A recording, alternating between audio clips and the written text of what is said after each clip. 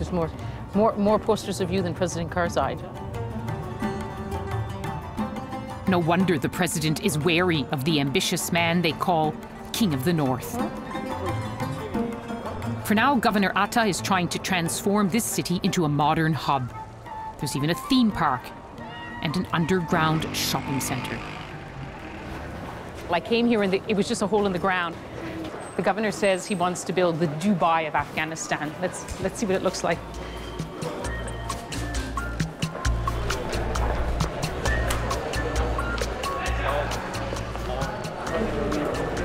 Yes, what is this?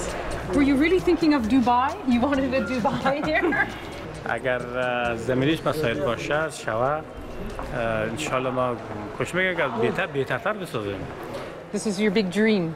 Yeah. خوابی که دارم گوشه‌ایش من هنوز عملی کرده. از این رو میبرم. بله. 4 راه. Many here support their governor, but some say he's using his power to get rich, that he does business like a warlord, even though he looks like a CEO. You showed us your city and you want to be seen as a builder, a governor, but a lot of people still call you a warlord. بله واژه خود غیر منصفانه است، غیر عادلانه است. یک کسی که از جوانی تصمیم میگیره به خاطر آزادی وطنش عشق می‌ورزه و با تحمل سختی‌ها و مشقت و مشکلات و با خوردن نانقاق و با خوابیدن با سنگ و دراها و کوه‌ها مجاهدین کسایی بودن که برای آزادی وطن رزمیدن، بازسازی وطنم، برای قانون ساختن وطنم نقش سازنده را داشته باشند. تشکر بسیار از دیدانش. Good luck. See you again. Okay. Have a nice day. Thank you very much. You too. An American delegation is waiting. More often than not, they're turning to men they call can-do warlords to get the job done. Afghans want to reach for something new and better. But the path to a brighter future is being made by people from a darker past.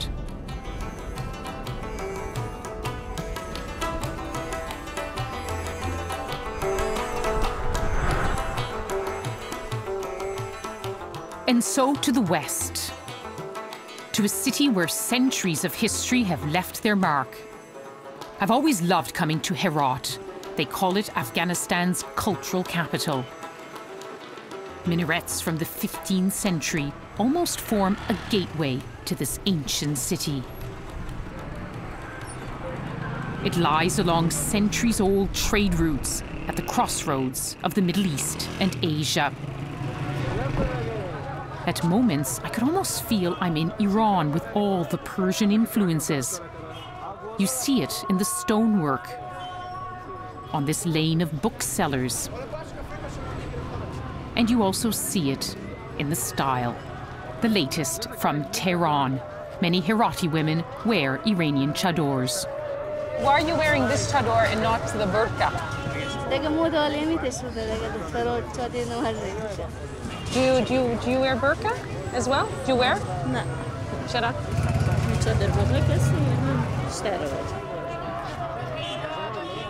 But there's so much the women can't control. Some told me in whispers they'd prefer the kind of coat I'm wearing. Their husbands wouldn't let them. And yet, for all of that, there is some light in the darkness. Look at the sparkle in Afghan women's lives. But there's no way they can wear that in public. This is for the private world, for their husbands, for their families. This is what they wear to Afghan weddings when they're just mainly with the women. Glitter, glamour. Don't think that their lives are just drab and black.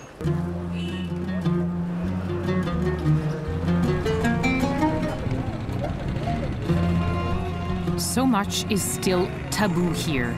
And yet look at the rickshaws. Is love in the air? Every one of them is emblazoned with words of love or images of hearts. Who could take issue with that? Everyone wants to be loved. In Herat, you can even hire someone to say sweet nothings. I went to meet the master flatterer, Jamaluddin. Assalamu alaikum. چطور هستی؟ خوب هستی؟ جان و جور؟ بخیر هستی؟ How would you describe what you do?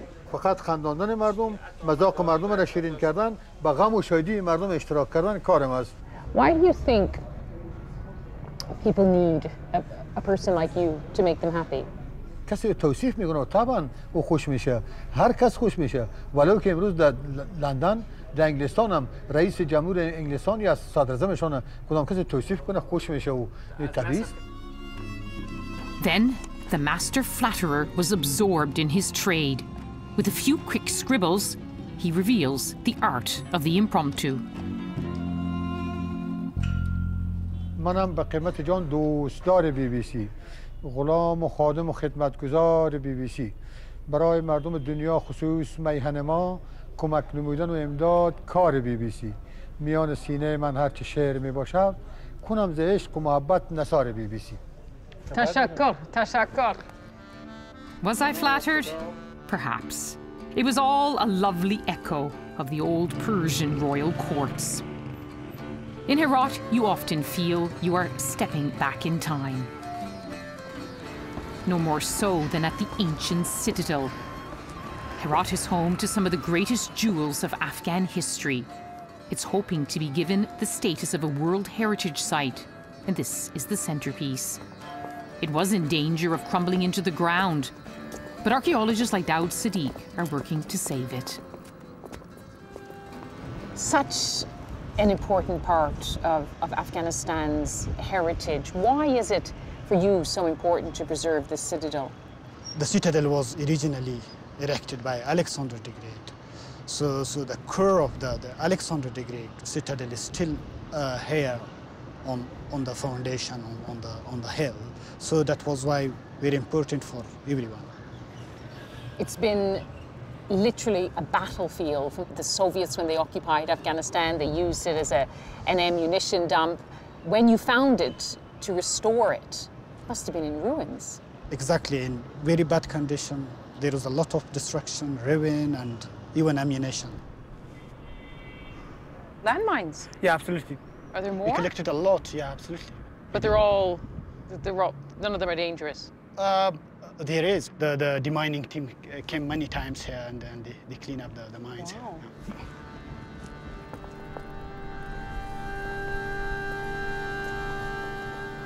Battles raged through the centuries from these ramparts. Genghis Khan laid it to waste. But a modern battle rages now in the shadow of the citadel's ancient walls. Developers are trying to conquer what's left of the crumbling old town. And in places, they're winning. This is mad houses and very important houses. But what happened here? So see, there is a mega destruction here. Many houses destroyed, and they are going to build a new concrete market here. A modern market? Market. When you see this gaping hole, how does that make you feel? It's very painful for me. This is very important archaeology here, and they destroy everything. Does this happen a lot? Absolutely, everywhere.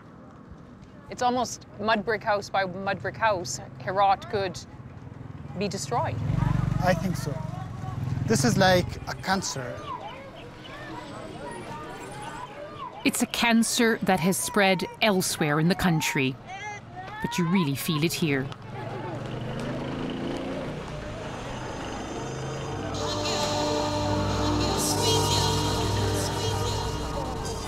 But if parts of Herat are dying, others are full of life. Of course, in this traditional Muslim society, this isn't a place of nightclubs.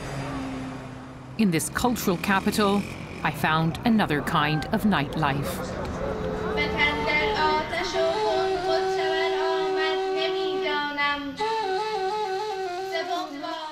It's poetry night.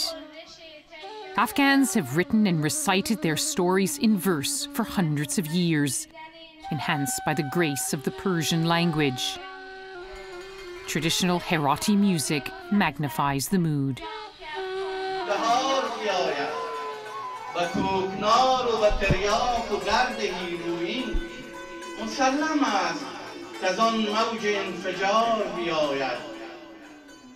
The doyen of the night is 83-year-old Fedai Herawi. a poet since the age of 12. You have written poems during the communist era, Mujahideen, Taliban, Karzai. سروکار داریم و شعر ما بیانگر پدیده‌های از زمان پدیده‌های جنگ زمان طالبان خوب همین زمان طالبان یک زمان خفقانی بود و شکنجه روحی بودن. It's a rare treat to be where Afghan women take the stage as equals and speak what's in their heart.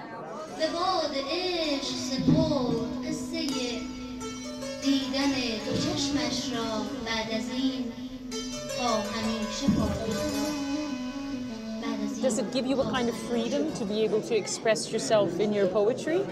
هرات شهر فرهنگی و مردم همه ادیب هستن، همه شعر میگن. میبینم که همه دوش هم در این محافل حضور پیدا میکنن و همه چیز خوب است.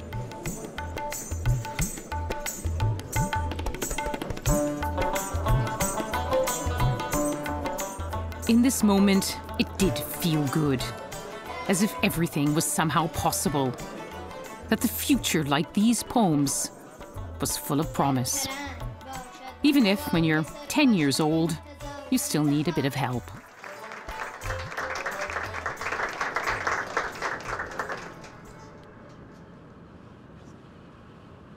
Across this oldest of Afghan cities, I found the oldest of human desires. To rise above daily cares, to seek what's beautiful and sweet. To celebrate what it means to be Afghan. But that's harder in other places.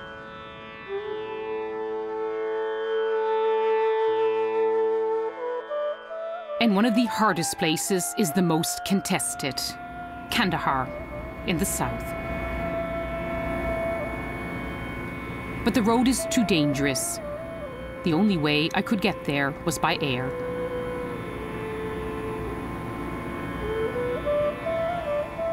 I was heading there with anticipation and apprehension. In recent years, I was told it was just too dangerous to visit. Despite tens of thousands of foreign troops there. But to understand Afghanistan, you have to go to Kandahar, heartland of the nation's biggest tribe, the Pashtuns, birthplace of the Taliban. Thank you very much. So our moves were carefully planned.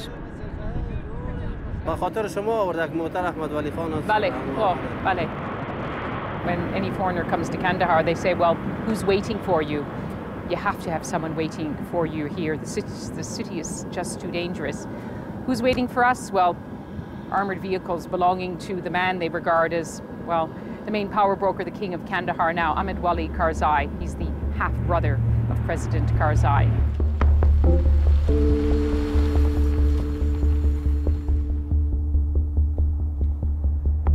I've known his family for years. His people are looking after us. You never know what a day in Kandahar will bring. When the communists were in power, I still met their Mujahideen enemies right in the centre of this city. When I came to Ahmed Wali Karzai's wedding here, a gunman opened fire on the president. Now the government says it's in charge, but the Taliban are still here. Kandahar feels very much on edge. It is. Foreigners don't usually walk the streets. It's just too dangerous. But with local guards watching my back, it was worth the risk to talk to Afghans about their city. When you're on the streets, do you feel safe?